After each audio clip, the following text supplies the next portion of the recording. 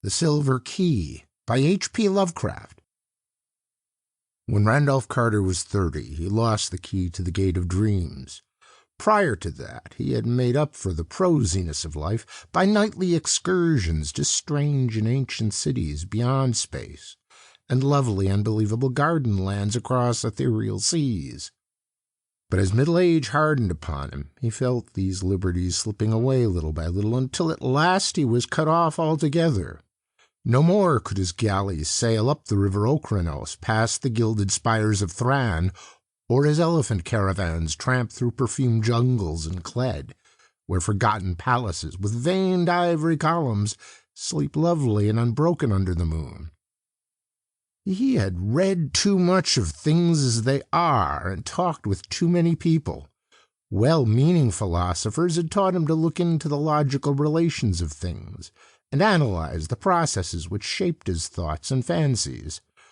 Wonder had gone away, and he had forgotten that all life is only a set of pictures in the brain, among which there is no difference betwixt those born of real things and those born of inward dreamings, and no cause to value the one above the other. Custom had dinned into his ears a superstitious reverence for that which tangibly and physically exists, and had made him secretly ashamed to dwell in visions. Wise men told him his simple fancies were inane and childish, and he believed it, because he could see that they might easily be so.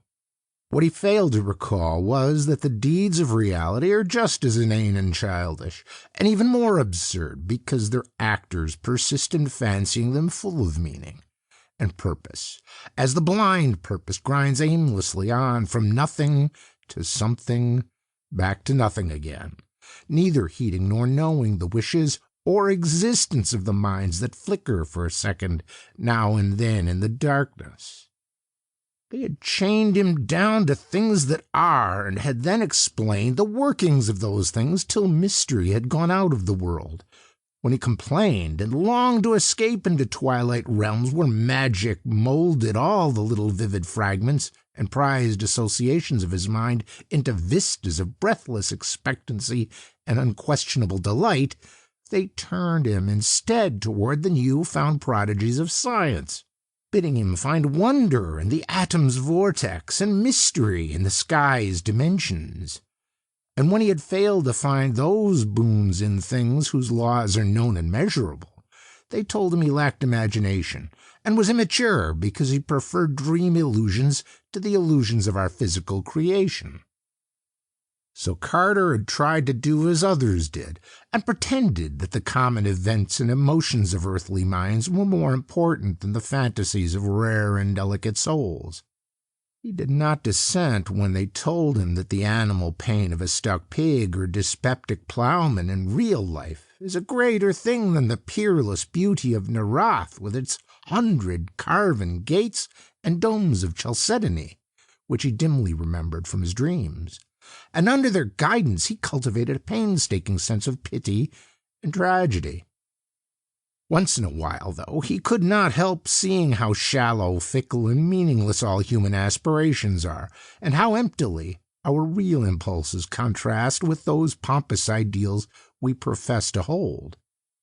Then he would have recourse to the polite laughter they had taught him to use against the extravagance and artificiality of dreams, for he saw that the daily life of our world is every inch as extravagant and artificial, and far less worthy of respect because of its poverty in beauty and its silly reluctance to admit its own lack of reason and purpose. In this way he became a kind of humorist, for he did not see that even humor is empty in a mindless universe devoid of any true standard of consistency or inconsistency. In the first days of his bondage he had turned to the gentle churchly faith endeared to him by the naive trust of his fathers, for thence stretched mystic avenues which seemed to promise escape from life. Only on closer view did he mark the starved fancy in beauty, the stale and prosy triteness, and the owlish gravity and grotesque claims of solid truth, which reigned boresomely and overwhelmingly among most of its professors, or feel to the full the awkwardness with which it sought to keep alive as literal fact the outgrown fears and guesses of a primal race confronting the unknown. It wearied Carter to see how solemnly people tried to make earthly reality out of old myths which every step of their boasted science confuted, and this misplaced seriousness killed the attachment he might have kept for the ancient creeds, had they been content to offer the sonorous rites and emotional outlets in their true guise of ethereal fantasy. But when he came to study those who had thrown off the old myths, he found them even more ugly than those who had not. They did not know that beauty lies in harmony, and that loveliness of life has no standard amidst an aimless cosmos, save only in its harmony with the dreams and the feelings which have gone before, and blindly molded our little spheres out of the rest of chaos. They did not see that good and evil and beauty and ugliness are only ornamental fruits of perspective, whose sole value lies in their linkage to what chance made our fathers think and feel, whose fine details are different for every race and culture. Instead, they either denied these things altogether or transferred them to the crude, vague instincts which they shared with the beasts and peasants, so that their lives were dragged malodorously out in pain, ugliness, and disproportion, yet filled with a ludicrous pride at having escaped from something no more unsound than that which still held them. They had traded the false gods of fear and blind piety for those of license and anarchy. Carter did not taste deeply of these modern freedoms, for their cheapness and squalor sickened his spirit-loving beauty alone, while his reason rebelled at the flimsy logic with which their champions tried to gild brute impulse, with a sacredness stripped from the idols they had discarded. He saw that most of them, in common with their cast-off priestcraft, could not escape from the delusion that life has a meaning apart from that which men dream into it, and could not lay aside the crude notion of ethics and obligations beyond those of beauty, even when all nature shrieked of its unconsciousness and impersonal unmorality in the light of their scientific discoveries. Warped and bigoted with preconceived illusions of justice, freedom, and consistency, they cast off the old lore and the old ways with the old beliefs, nor ever stopped to think that that lore and those ways were the sole makers of their present thoughts and judgments, and the sole guides and standards in a meaningless universe, without fixed aims or stable points of reference.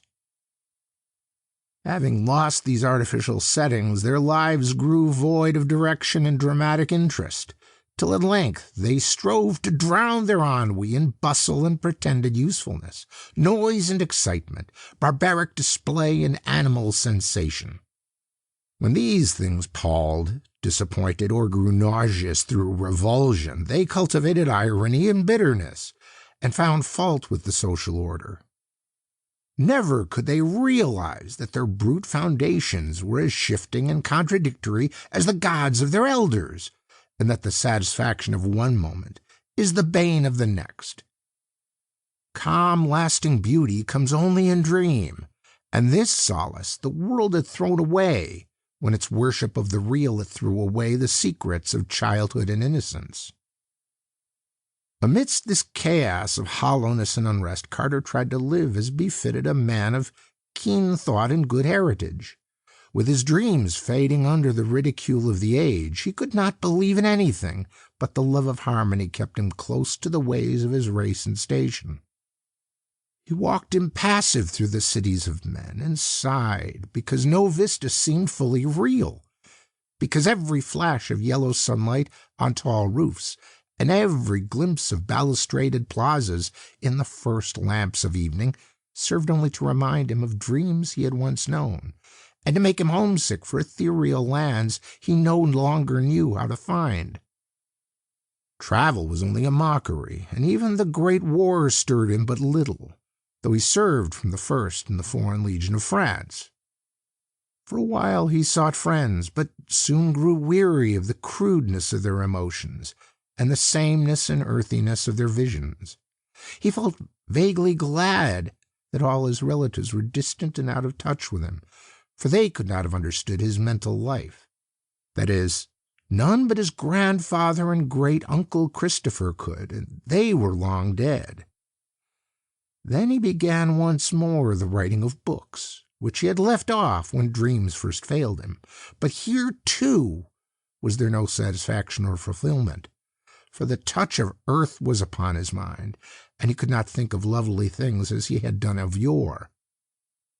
Ironic humor dragged down all the twilight minarets he reared, and the earthly fear of improbability blasted all the delicate and amazing flowers in his fairy gardens. The convention of assumed piety spilt mawkishness on his characters, while the myth of an important reality and significant human events and emotions debased all his high fantasy into thin-veiled allegory and cheap social satire. His new novels were successful as his old ones had never been, and because he knew how empty they must be to please an empty herd, he burned them and ceased his writing. They were very graceful novels, in which he urbanely laughed at the dreams he lightly sketched, but he saw that their sophistication had sapped all their life away. It was after this that he cultivated deliberate illusion, and dabbled in the notions of the bizarre and the eccentric as an antidote for the commonplace. Most of these, however, soon showed their poverty and barrenness, and he saw that the popular doctrines of occultism are as dry and inflexible as those of science, yet without even the slender palliative of truth to redeem them. Gross stupidity, falsehood, and muddled thinking are not dream, and form no escape from life to a mind trained above their level. So Carter bought stranger books, and sought out deeper and more terrible men of fantastic erudition, delving into arcana of consciousness that few have trod, and learning things about the secret pits of life, legend, and immemorial antiquity, which disturbed him ever afterward. He decided to live on a rarer plane, and furnished his Boston home to suit his changing moods. One room for each, hung in appropriate colors, furnished with befitting books and objects, and provided with sources of the proper sensations of light, heat, sound, taste, and odor. Once he heard of a man in the South who was shunned and feared for the blasphemous things he read in prehistoric books and clay tablets smuggled from India and Arabia. Him he visited, living with him and sharing his studies for 7 years, till horror overtook them one midnight in an unknown and archaic graveyard, and only one emerged where 2 had entered. Then he went back to Arkham, the terrible, witch-haunted old town of his forefathers in New England, and had experiences in the dark amidst the hoary willows and tottering gambrel roofs which made him seal forever certain pages in the diary of a wild-minded ancestor.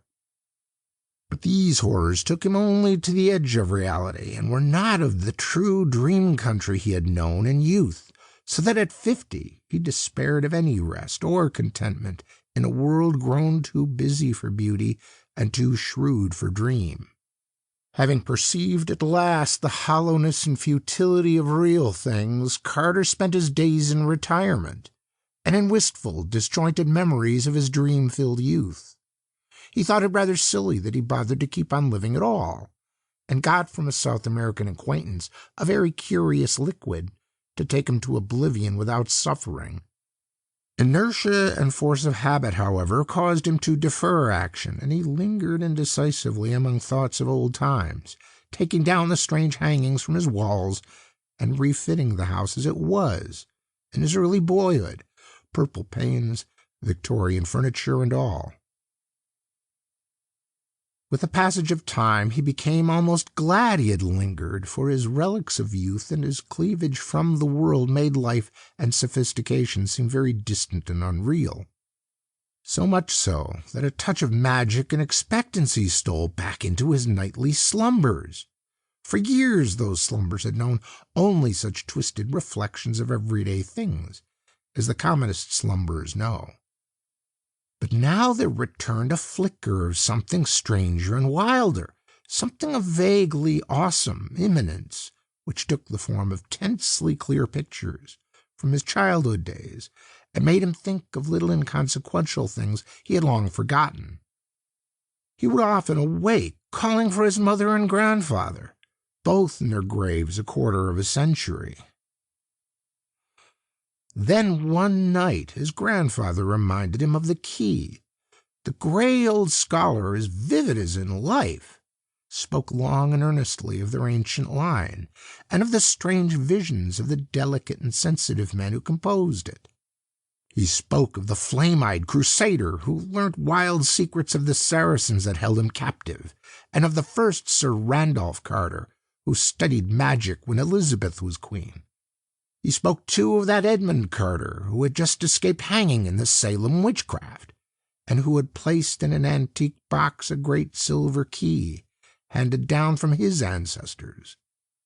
Before Carter awaked, the gentle visitant had told him where to find that box, that carved oak box of archaic wonder, whose grotesque lid no hand had raised for 2 centuries. In the dust and shadows of the great attic he found it, remote and forgotten, at the back of a drawer in a tall chest. It was about 1 foot square, and its Gothic carvings were so fearful that he did not marvel no person since Edmund Carter had dared open it.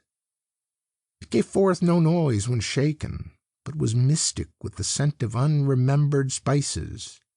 That it held a key was indeed only a dim legend, and Randolph Carter's father had never known such a box existed. It was bound in rusty iron, and no means was provided for working the formidable lock. Carter vaguely understood that he would find within it some key to the lost gate of dreams, but of where and how to use it his grandfather had told him nothing. An old servant forced the carven lid, shaking as he did so at the hideous faces leering from the blackened wood, and at some unplaced familiarity. Inside, wrapped in a discolored parchment, was a huge key of tarnished silver, covered with cryptical arabesques, but of any legible explanation there was none. The parchment was voluminous, and held only the strange hieroglyphs of an unknown tongue written with an antique reed. Carter recognized the characters as those he had seen on a certain papyrus scroll belonging to that terrible scholar of the South who had vanished one midnight in a nameless cemetery. The man had always shivered when he read this scroll, and Carter shivered now. But he cleaned the key and kept it by him nightly in its aromatic box of ancient oak. His dreams were meanwhile increasing in vividness, and though showing him none of the strange cities and incredible gardens of the old days, were assuming a definite cast, whose purpose could not be mistaken. They were calling him back along the years, and with the mingled wills of all his fathers were pulling him towards some hidden and ancestral source. Then he knew he must go into the past and merge himself with old things, and day after day he thought of the hills to the north, where haunted Arkham and the rushing Miskatonic, and the lonely rustic homestead of his people lay. In the brooding fire of autumn, Carter took the old remembered way past graceful lines of rolling hill and stone-walled meadow, distant vale and hanging woodland, curving road and nestling farmstead, and the crystal windings of the Miskatonic, crossed here and there by rustic bridges of wood or stone. At one bend he saw a group of giant elms among which an ancestor had oddly vanished a century and a half before, and shuddered as the wind blew meaningly through them. Then there was the crumbling farmhouse of old Goody Fowler the witch, with its little evil windows and great roof sloping nearly to the ground on the north side. He speeded up his car as he passed it, and did not slacken until he had mounted the hill where his mother and her fathers before her were born, and where the old white house still looked proudly across the road at the breathlessly lovely panorama of rocky slope and verdant valley, with the distant spires of Kingsport on the horizon and hints of the archaic, dream-laden sea in the farthest background. Then came the steeper slope that held the old Carter place he had not seen in over 40 years.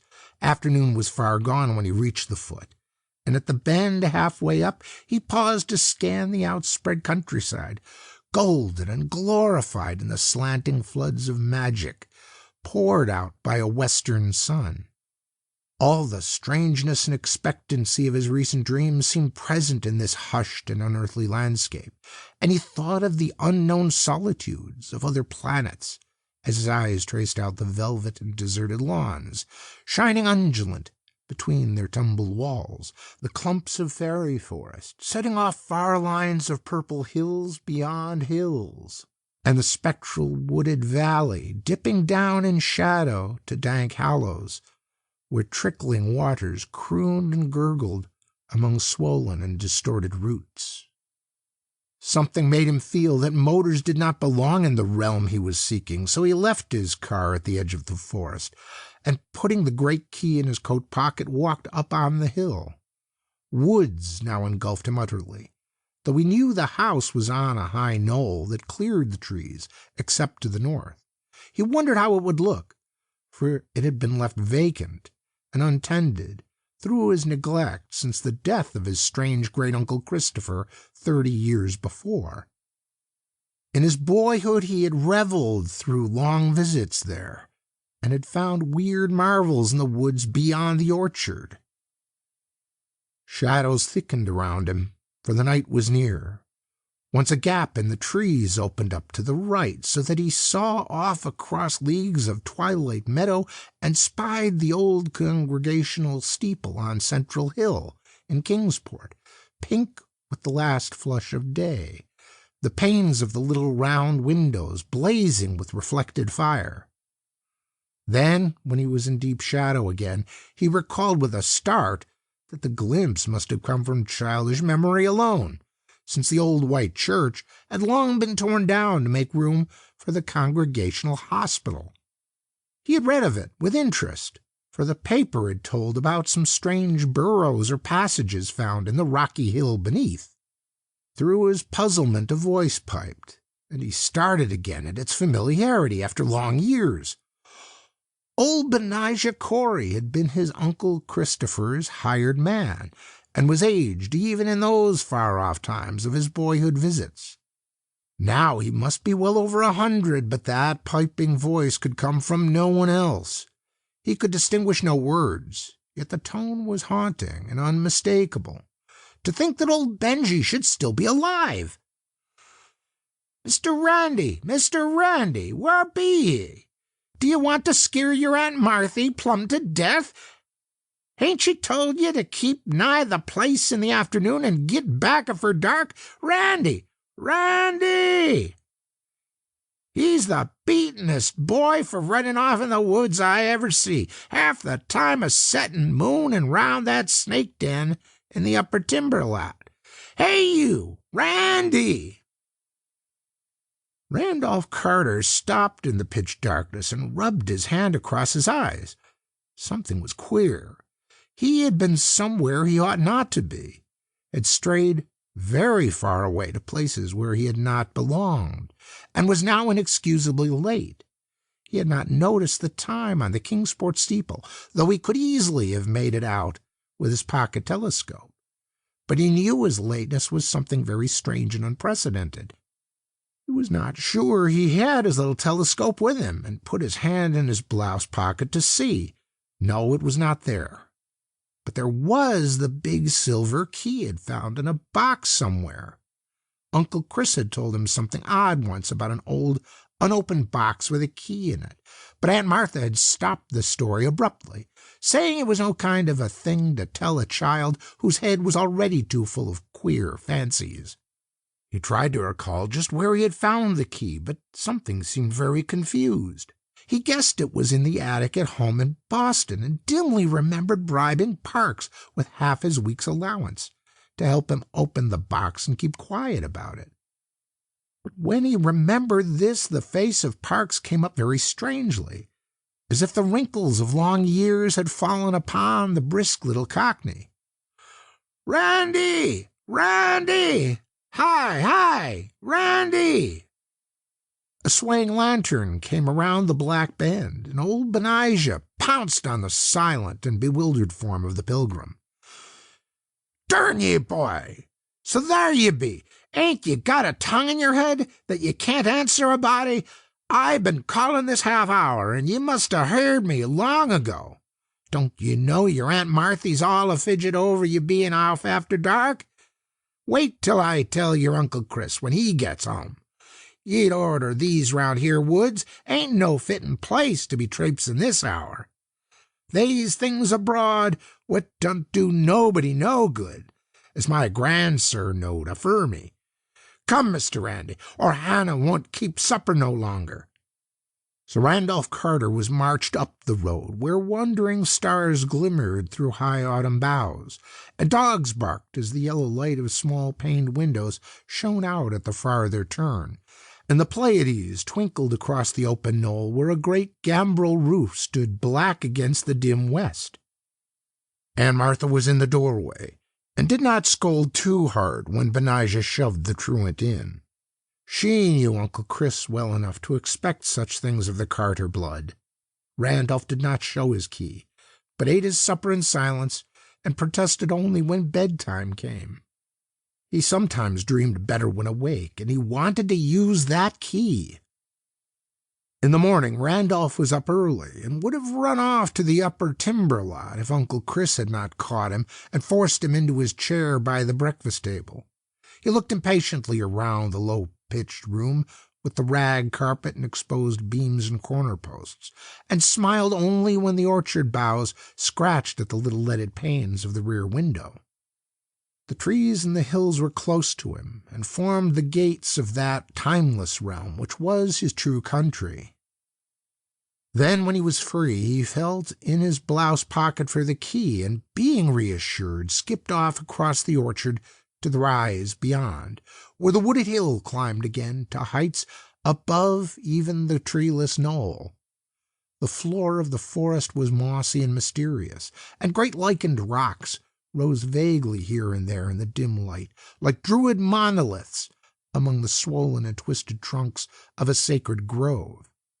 Once in his ascent, Randolph crossed a rushing stream whose falls a little way off sang runic incantations to the lurking fauns and agipans and dryads. Then he came to the strange cave in the forest slope, the dreaded snake den, which country folk shunned, and away from which Benijah had warned him again and again. It was deep, far deeper than anyone but Randolph suspected, for the boy had found a fissure in the farthermost black corner that led to a loftier grotto beyond, a haunting sepulchral place whose granite walls held a curious illusion of conscious artifice. On this occasion he crawled in as usual, lighting his way with matches filched from the sitting-room match-safe, and edging through the final crevice with an eagerness hard to explain even to himself. He could not tell why he approached the farther wall so confidently, or why he instinctively drew forth the great silver key as he did so, but on he went, and when he danced back to the house that night, he offered no excuses for his lateness, nor heeded in the least the reproofs he gained for ignoring the noontide dinner horn altogether. Now it is agreed by all the distant relatives of Randolph Carter that something occurred to heighten his imagination in his 10th year. His cousin, Ernest B. Aspinwall, Esquire, of Chicago, is fully 10 years his senior, and distinctly recalls a change in the boy after the autumn of 1883. Randolph had looked on scenes of fantasy that few others can ever have beheld, and stranger still were some of the qualities which he showed in relation to very mundane things. He seemed, in fine, to have picked up an odd gift of prophecy, and reacted unusually to things which, though at the time without meaning, were later found to justify the singular impressions. In subsequent decades, as new inventions, new names, and new events appeared, one by one in the book of history, people would now and then recall wonderingly how Carter had, years before, let fall some careless word of undoubted connection with what was then far in the future. He did not himself understand these words or know why certain things made him feel certain emotions, but fancied that some unremembered dream must be responsible. It was as early as 1897 that he turned pale when some traveler mentioned the French town of Belloy in Santerre, and friends remembered it when he was almost mortally wounded there in 1916 while serving with the Foreign Legion in the Great War. Carter's relatives talk much of these things because he has lately disappeared. His little old servant Parks, who for years bore patiently with his vagaries, last saw him on the morning he drove off alone in his car with a key he had recently found. Parks had helped him get the key from the old box containing it, and had felt strangely affected by the grotesque carvings on the box and by some other odd quality he could not name. When Carter left, he had said he was going to visit his old ancestral country around Arkham. Halfway up Elm Mountain, on the way to the ruins of the old Carter place, they found his motor set carefully by the roadside, and in it was a box of fragrant wood with carvings that frightened the countrymen who stumbled on it. The box held only a queer parchment whose characters no linguist or paleographer has been able to decipher or identify. Rain had long effaced any possible footprints. The Boston investigators had something to say about evidences of disturbances among the fallen timbers of the Carter place. It was, they averred, as though someone had groped about the ruins at no distant period. A common white handkerchief found among the forest rocks on the hillside beyond cannot be identified as belonging to the missing man. There is talk of apportioning Randolph Carter's estate among his heirs, but I shall stand firmly against this course because I do not believe he is dead. There are twists of time and space, of vision and reality, which only a dreamer can divine, and from what I know of Carter, I think he has merely found a way to traverse these mazes. Whether or not he will ever come back, I cannot say. He wanted the lands of dreams he had lost and yearned for the days of his childhood. Then he found a key, and I somehow believe he was able to use it to strange advantage. I shall ask him when I see him, for I expect to meet him shortly in a certain dream city we both used to haunt. It is rumored in Ulthar, beyond the river Sky, that a new king reigns on the opal throne of Ilikvad, that fabulous town of turrets, atop the hollow cliffs of glass, overlooking the twilight sea, wherein the Beard and Infininori build their singular labyrinths. And I believe I know how to interpret this rumor. Certainly, I look forward impatiently to the sight of that great silver key, for in its cryptical arabesques there may stand symbolized all the aims and mysteries of a blindly impersonal cosmos. End of The Silver Key.